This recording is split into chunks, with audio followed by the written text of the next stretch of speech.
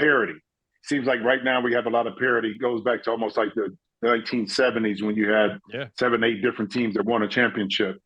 Good or bad for the league?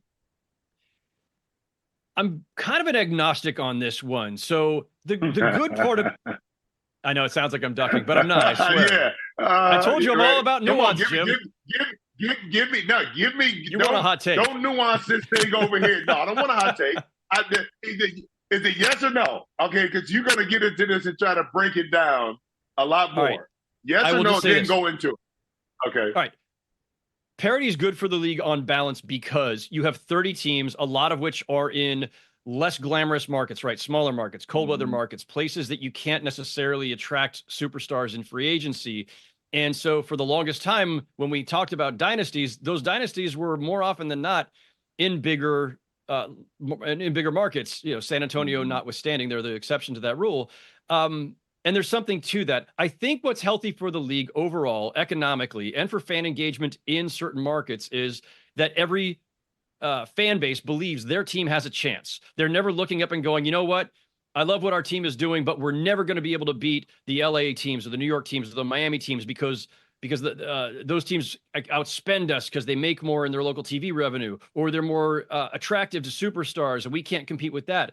What's happened in the league with the way that the CBA has kind of re-engineered parity or re-engineered just competitive balance and economic balance between the teams is that, now we've got 6 champions over 6 years, and it's harder to repeat, and it's harder to retain your talent, frankly, because the NBA has a virtual hard cap now with this second apron feature.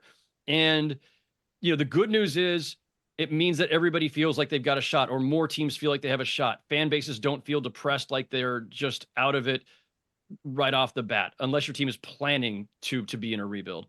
But the flip side, and I think this is what you're getting at, Jim, probably, is that dynasties are fun, and dynasties are polarizing, and they make you root either for them or against them. It's nice to have an evil empire for everybody else to root against.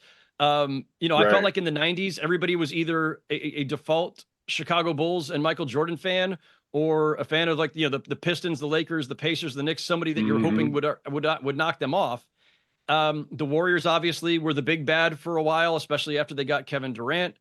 And I do think, when we're starting to speculate about why are ratings down, throw that one in there too. Maybe people are not as attracted to parity. Maybe they like the idea of super teams. Like we had a super team era from about 2008 when the Celtics won the championship with Pierce, Garnett, and Ray Allen to about 2020 when, the Warriors, started to collapse. Obviously, they revived themselves in 2022, but there was a super team era there where it felt like unless you had at least 3 certified stars, you didn't have a chance.